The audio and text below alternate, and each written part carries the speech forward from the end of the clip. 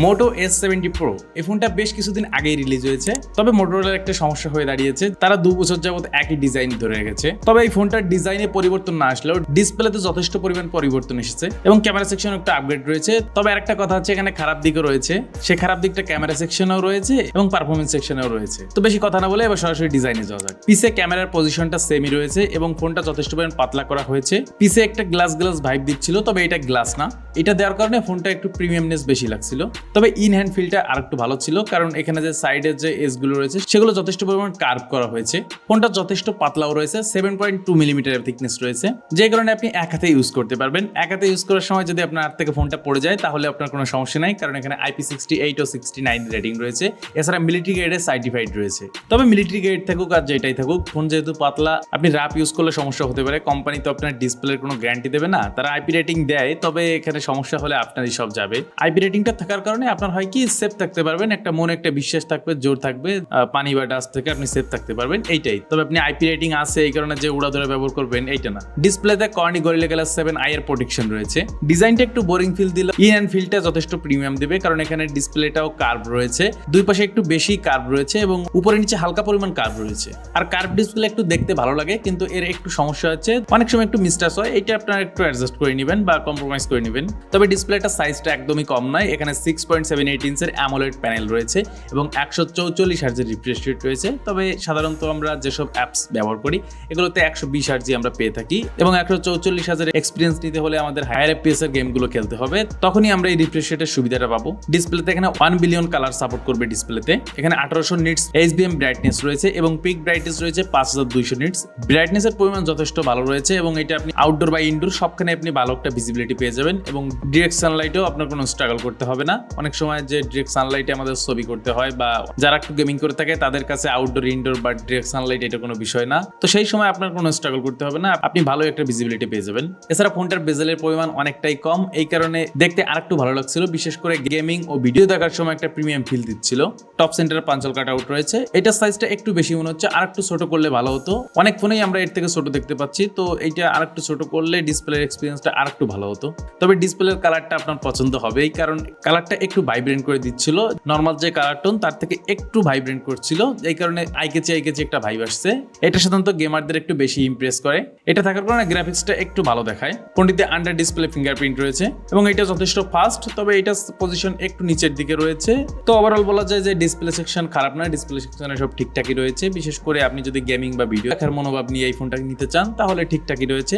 আর কার্ভের যে বিষয়টা, কার্ভ ফোন অনেকের ভালো লাগে, অনেকের ভালো লাগে না, তো একটা বিষয়ে খেয়াল রাখতে হবে, কার্ভ ফোন থাকলে একটু প্রিমিয়াম লাগে, মিস্টাসের একটু প্রবলেম থেকে যায়। আর কার্ভ ফোনগুলো একটু সেফলি ব্যবহার করতে হয়, কারণ ওগুলো একটু পড়ে গেলে একটু চান্স বেশি থাকে, নর্মাল ফ্ল্যাট ডিসপ্লে থেকে একটু চান্স বেশি থাকে যে ড্যামেজ হয়ে যাবে। তো এবার চলে আসি ক্যামেরা সেকশনে। ক্যামেরা সেকশনে এখানে দুইটা সেন্সর দেখতে পাচ্ছি। মেইন ক্যামেরায় 50 মেগাপিক্সেলের সেন্সর এবং 50 মেগাপিক্সেল একটি আল্ট্রা ওয়াইড রয়েছে, যেটার ভিও অ্যাঙ্গেল অনেকটাই রয়েছে, প্রায় 220 ডিগ্রির মতো বা 222 ডিগ্রির মতো। তবে এখানে থার্ড যে আরেকটা ক্যামেরা দেখতে পাচ্ছি, এটা আসলে ক্যামেরা না, এটা একটা ডামি সেন্সর। ফ্রন্টেও 50 মেগাপিক্সেল রয়েছে এবং দুইটা সেন্সর দিয়ে আপনি 4K 60 FPS এ ভিডিও করতে পারবেন, ফ্রন্টে এবং ব্যাকে দুইটাই। ক্যামেরার ফুটেজগুলো যথেষ্ট ভালো ছিল এবং এখানে তেমন কোনো জিটারিং এর দেখা পাওয়া যায়নি এবং একটা স্টেবল ফুটেজ পাওয়া যাচ্ছে যেগুলো ইউজ করার মতোই। তবে ফুটেজে একটু কন্ট্রাস্টের পরিমাণ একটু বেশি রয়েছে এবং ডাইনামিক রেঞ্জটাও ভালোভাবে হ্যান্ডেল করতে পারছিল।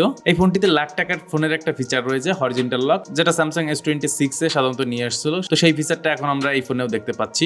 মেইন ক্যামেরার ছবিতে ভালো একটু ডিটেল ধরে রাখতে পারছিল, শ্যাডো এরিয়াগুলো একটু হিমশিম খেয়ে যাচ্ছে, ডিটেল একটু কম পাওয়া যাচ্ছে এখানে এবং কালার টোনটা একটু স্যাচুরেটেড ভাবে রয়েছে। তবে ডাইনামিক রেঞ্জ ভালোভাবে হ্যান্ডেল করতে পারছিল, এক্সপোজার কন্ট্রোলও যথেষ্ট পরিমাণ ভালো ছিল।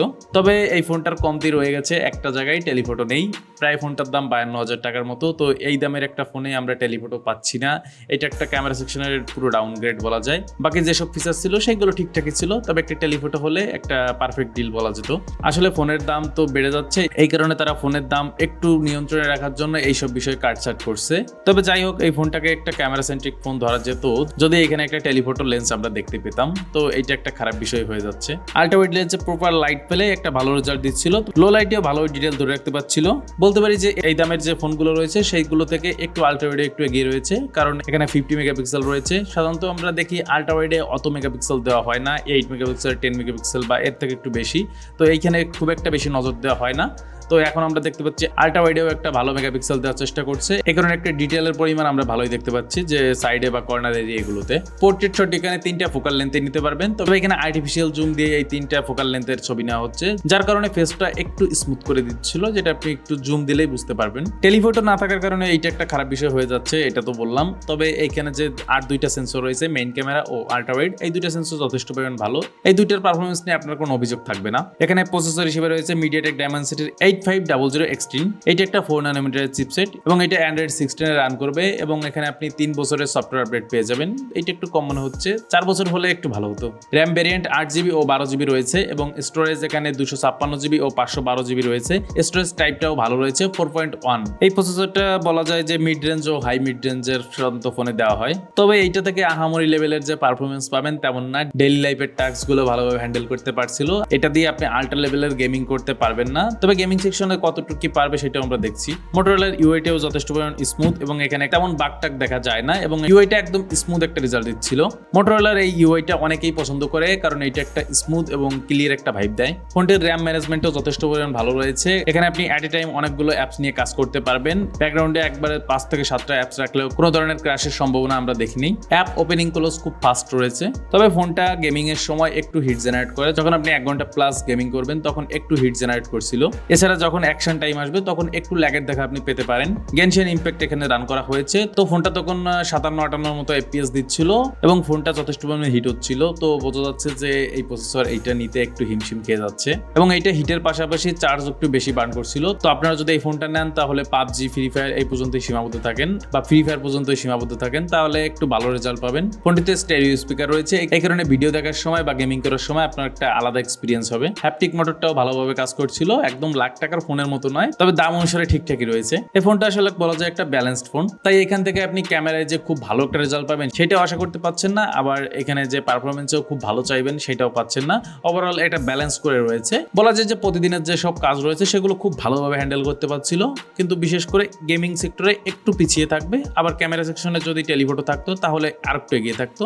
তো এখন আপনারা তো বুঝতেই পারতেছেন, আপনাদের যে পারপাসে লাগবে আপনারা সেইভাবেই নেবেন। ফোনটিতে 6500 mAh এর ব্যাটারি রয়েছে এবং 90 ওয়াটের একটি ফাস্ট চার্জার রয়েছে। যারা এই ফোনটা হেভি ইউজ করেন তারা সাধারণত একদিন চালিয়ে নিতে পারবেন, হয়তো সন্ধ্যার দিকে একটু চার্জ দেওয়ার প্রয়োজন হতে পারে, বা যারা নর্মাল ইউজ করেন তাদের তো 2 দিন চলে যাবে, 3 দিনও অনেক সময় চলে যেতে পারে। আরেকটা বিষয়, এখানে ফোনটা পাতলা হওয়া সত্ত্বেও 6500 mAh এর ব্যাটারি দেওয়া হয়েছে, তো এইটা একটা ভালো বিষয়। তো যাই হোক, এই দামে এই ফোনটা কেনা কি ঠিক হয়? না, বর্তমানে ঠিক হয় না। 8-9 হাজার টাকা কম হলে আর একটু ভালো হতো, তবে বর্তমানে যে সিচুয়েশন এটা দেখতে গেলে এটা মেনে নিতে হবে, তবে মানতে গেলে আবার আমাদের লস হয়ে যাবে, এইটা একটা বিষয়। তবে যাই হোক, এই ফোনটার দাম হয়তো কমার সম্ভাবনা রয়েছে, যখন দামটা কমে আসবে তখন আপনারা নেওয়ার চান্স নিতে পারেন এবং 5-6 হাজার টাকা দাম কমলেই আপনারা নেওয়ার একটা সিদ্ধান্ত নিলে একদম ঠকবেন না। তবে তারপরে বর্তমানে জিতলেও যে খুব ভালো কিছু পাচ্ছি সেইটা না। তো যাই হোক, ফোনের দাম যদি সামনে কমে আসে তাহলে আমরা আরো ভালো কিছু দেখতে পাবো, তবে কমার সম্ভাবনা খুব তাড়াতাড়ি নেই। তো যাই হোক, নেক্সটে আমরা 25 থেকে 30 হাজার টাকার ভিতরে যে সব টপ 5 ফোন রয়েছে সেগুলো আমরা নিয়ে একটা ভিডিও আসবো, সেই ভিডিওর জন্য আপনারা ওয়েট করে থাকেন। আগামীকাল বা পরশু এটা আপলোড হবে। তো ভিডিওটা ভালো লাগলে একটু লাইক করে দিন, আর এমন ধরনের ভিডিও পেতে চ্যানেলটা সাবস্ক্রাইব করে রাখুন।